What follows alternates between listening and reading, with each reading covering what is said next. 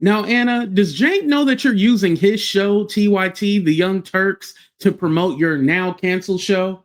Well, anyway, you guys, Anna has finally responded back to Jillian Michaels after Jillian came for her on Twitter. Now, let's go ahead and check out this video. But first, go ahead and hit the like button, subscribe to the channel, and let's get into it.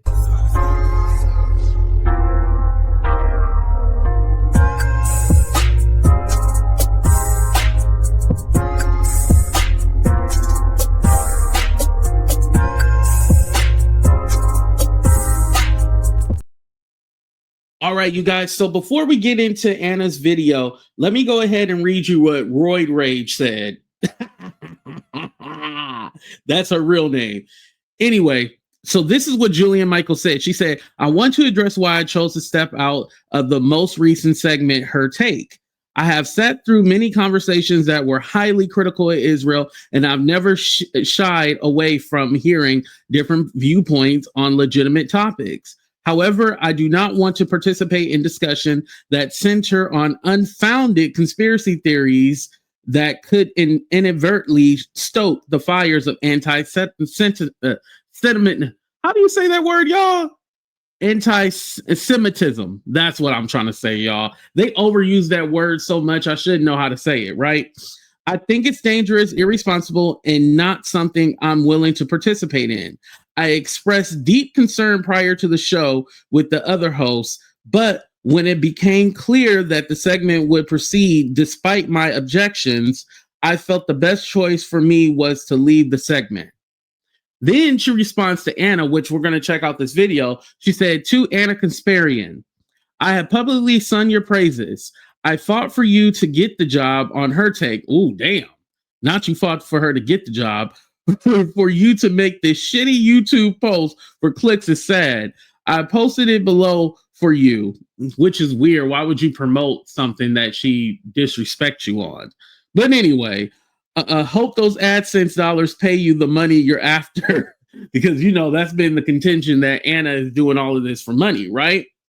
So she said, while I have appreciated your upset over what is happening in Gaza, is it possible that when you start saying things on your content like you think you're God's chosen people when you behave like demons, it might be crossing the line? When almost every episode of Her Take has to bash Israel, it might be overkill. When we have to discuss conspiracy theories about Israel's connection to the hideous events like 9/11 or Charlie Kirk's murder, it could border on irresponsible and dangerous. Sorry if I wasn't game. You're a real gem. Keep at it.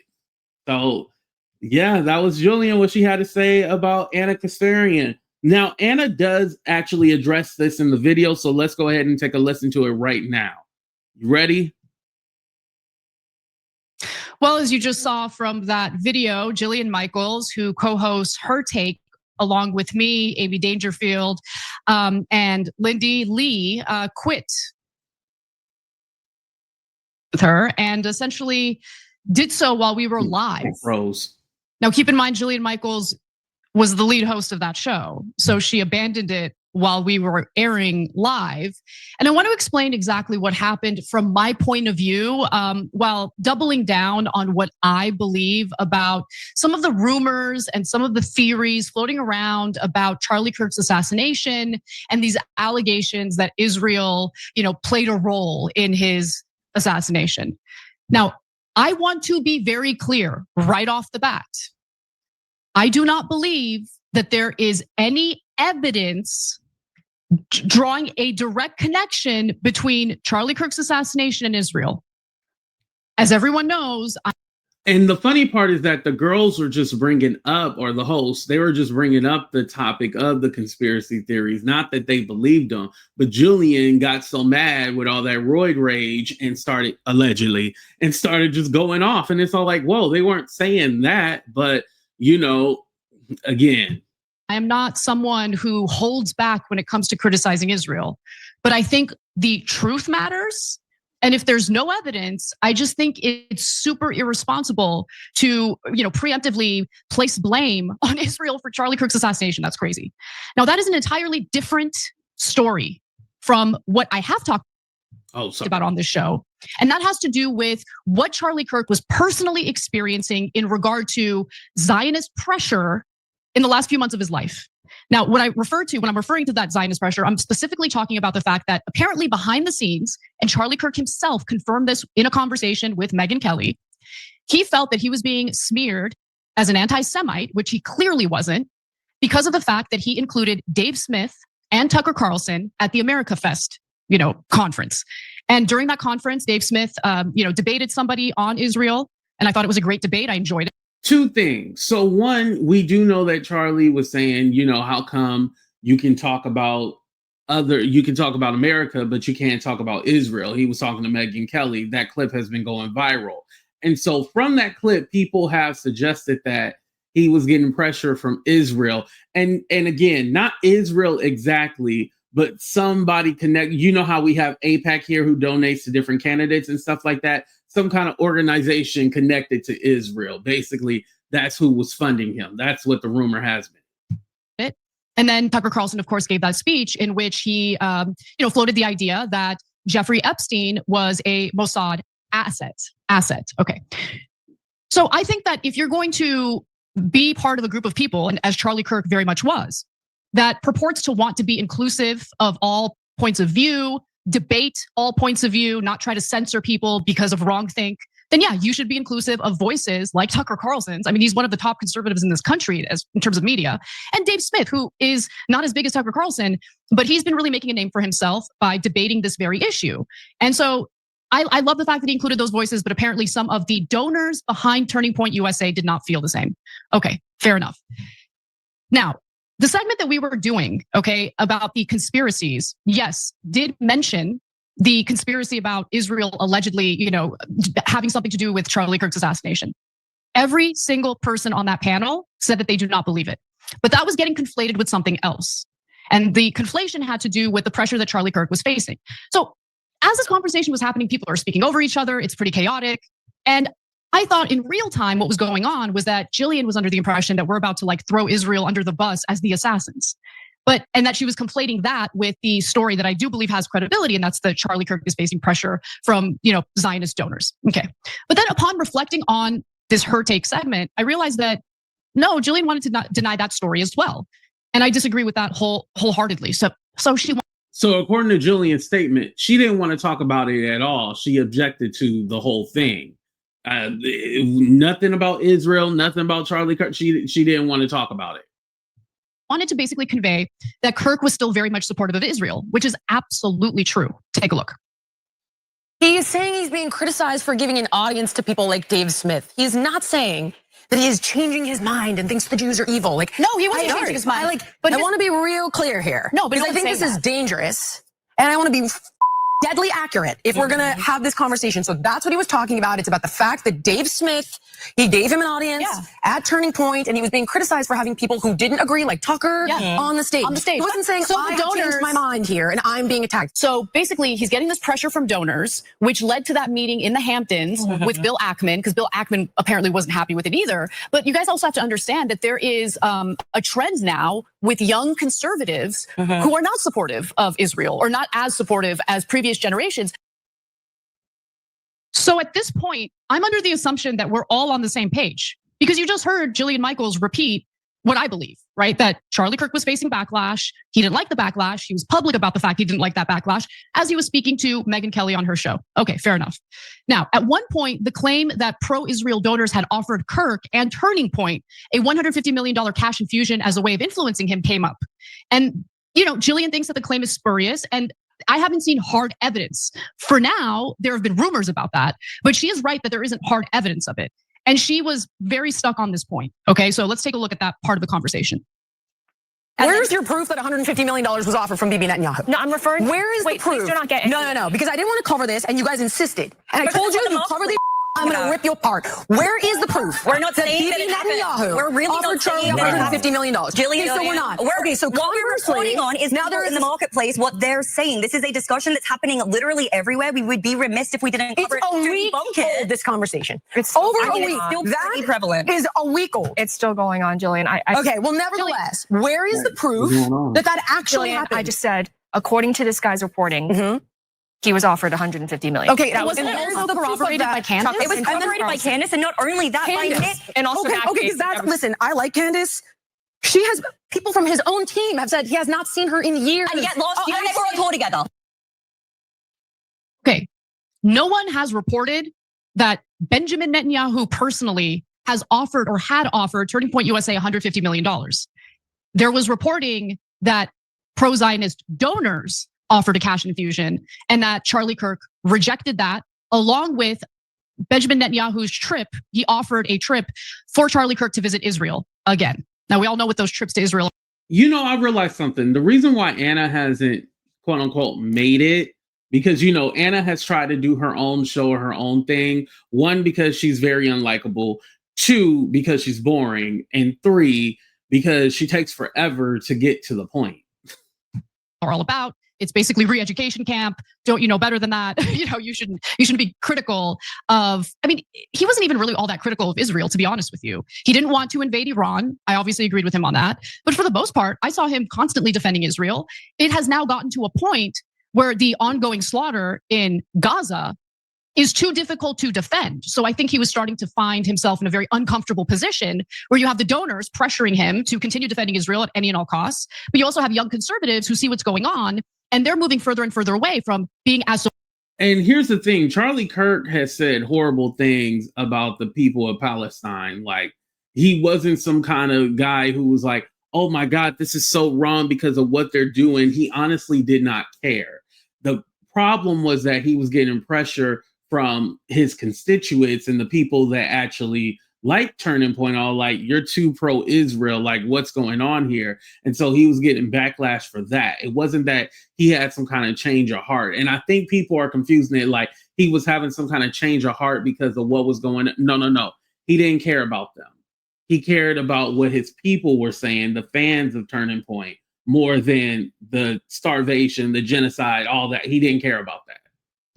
Supportive toward Israel as conservatives traditionally have been.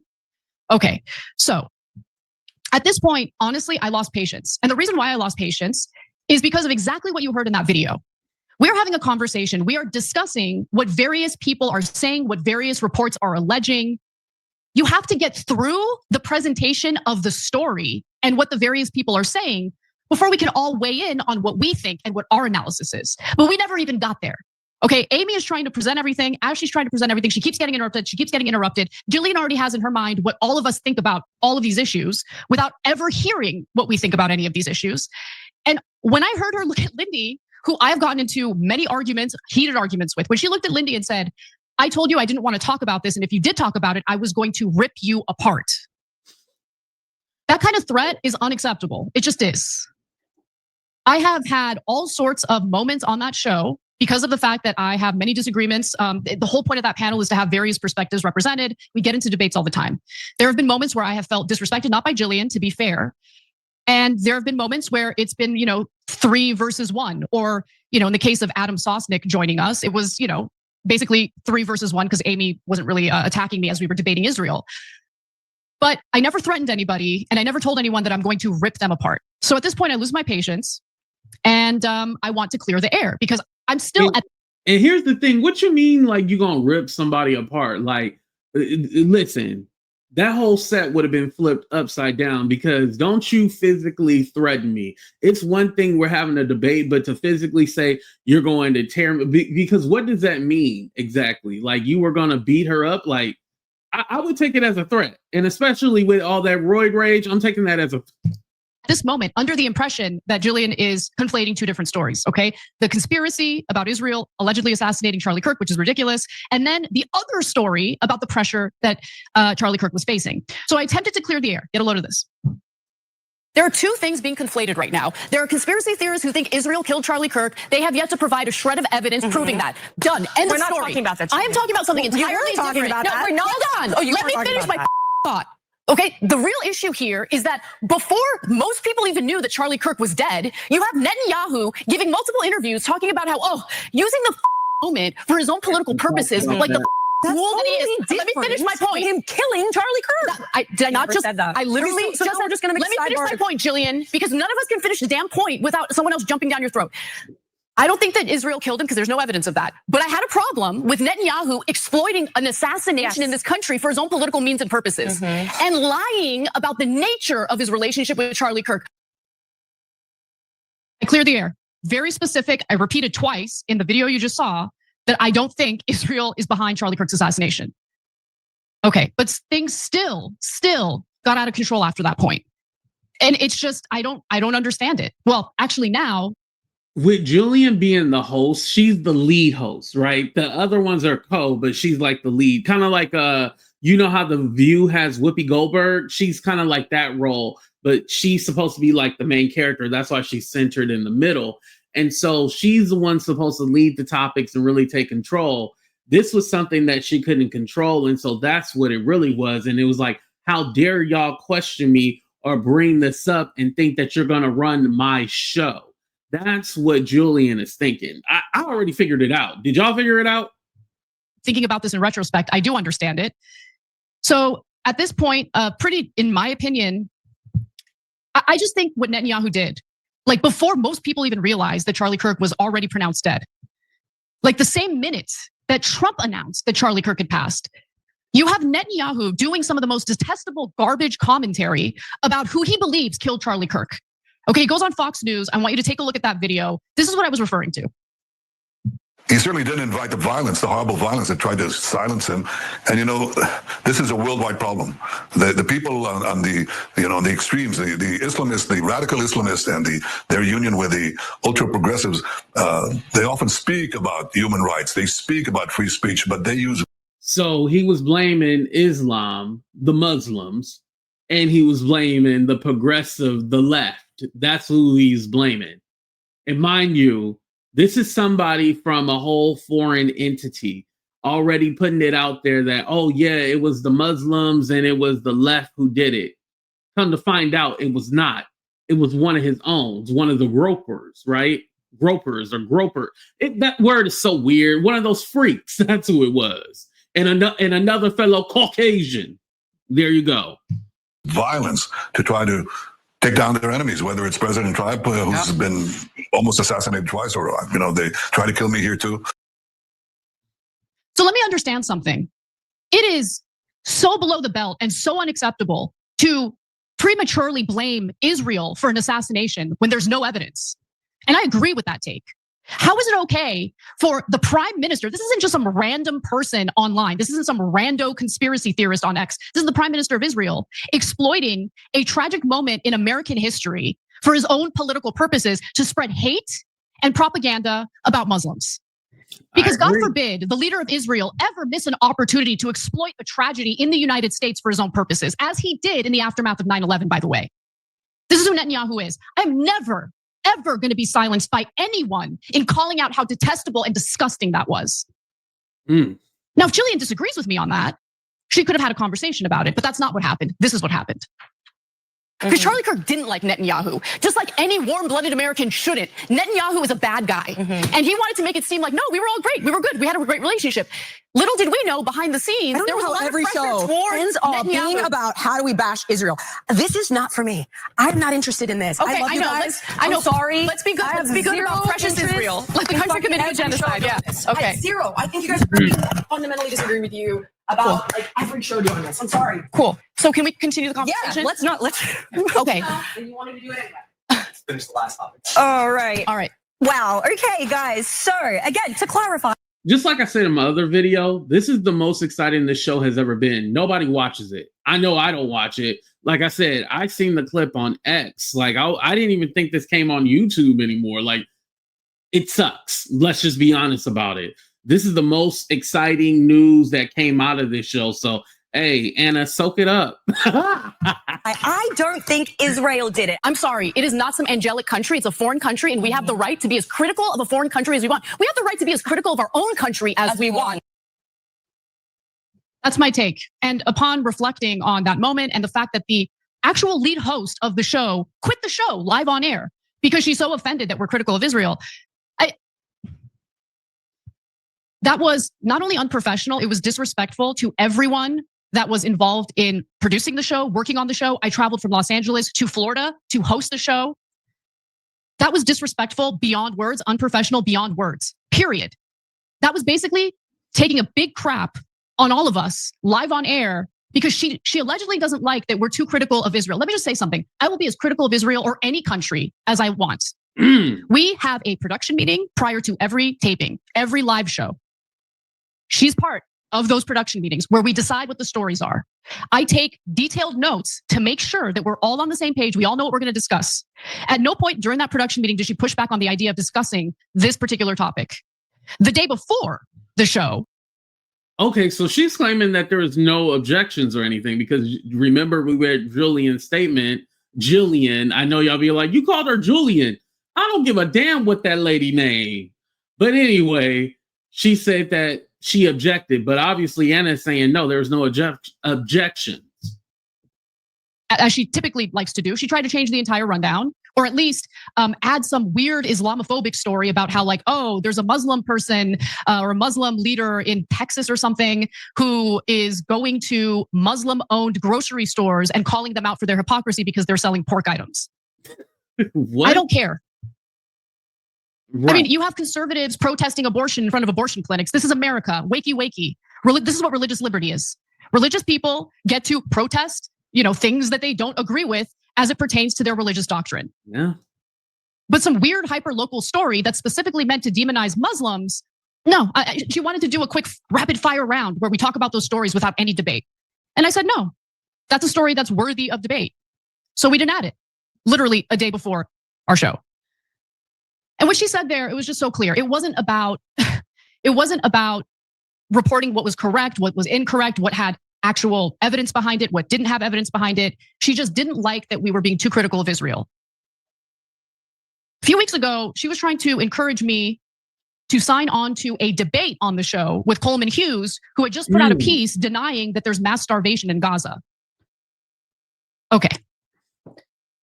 When you walk off the show because your feelings are hurt and you're the main host of the show, that demonstrates a level of disregard and unprofessionalism that I'm not gonna stay silent about. And to twist our words and make it appear as though we're trying to draw a connection between Charlie Kirk's assassination and Israel is ridiculous because literally no one did that. And today, there's even more evidence backing up what I believe is credible, that Charlie Kirk was in fact dealing with a lot of backlash because he's being inclusive. But again, I go back to my earlier statement when I was saying like basically Jillian doesn't see them on the same, and even Anna says she's the lead host, right? Doesn't see them on the same wavelength. Like she's like, I'm above you guys, and this is the way that this show is going to be ran, even though it's not called the Jillian Michaels show. And Jillian Michaels actually has her own show on YouTube, right? But this her take show, she feels like this is her show. And this is her, like she said in her tweet, oh, I fought for you to get this show, Anna. Of voices who are critical of Israel. And he felt afraid to be critical of Israel himself, as you're about to hear in this next clip. So today, Kirk's producer, Andrew Colvett, clarified that, yeah, Charlie Kirk was getting backlash and he was pretty irritated by it. Charlie's position on Israel was very clear. I like them more than I like Hamas. We've watched this clip like 100 times. Let me try to skip forward a little bit. I've said a billion times before, there is also an intentional conflation of Israel and Jewish people in general. And that's done intentionally to smear anyone who dares to be critical of Israel as an anti-Semite. If you are critical of a government, it doesn't mean that you hate the people of that country. If you are critical of a government. Yes, and I'm gonna go ahead and end it right there, but I agree with that sentiment. Just because you are critical of Israel, as in the government, does not mean that you hate all Jewish people. And I guess that anti-Semitism, like the word is kind of like devalued because it's all like when there's real people who are attacking Jews and have real hatred, those are the people that you need to use that for. But everybody who's critical of Israel in general, as far as the government, come on, like we're overdoing it. And I think what's so great about this, even though Anna doesn't consider herself a part of the right, she's an independent. I love that they're all fighting each other. Like this internal battle with Israel, like they're really having a struggle with it. This is something that the left was having an issue with. Remember, especially during the election with Gaza, but now it seems like the right is also having that issue. And maybe this is what we need to bring people together to say, stop that war. Like, it's horrible what's going on over there, you know? And at the same time, I don't feel like anybody really has any humanity for the people. I think this is all about clicks and views. Like, you see so many people like, yeah, I care about Gaza and all this other stuff, but it's all like, do you care, or this is just a talking point? Because some people have made this their whole personality, but yet I don't see them using their power, their voices to donate or try to give those people resources. But hey, what do I know? Go ahead and hit that like button, subscribe to the channel. Let me know what you guys think about all of this. You know, Jillian Michaels versus Anna, or will she come back to the show, or is it officially over? I mean, Anna says she quit, so it don't look like she's coming back. But hey, it is what it is. Thank you guys for watching. I love y'all. Deuces. But we out. Deuces, everybody.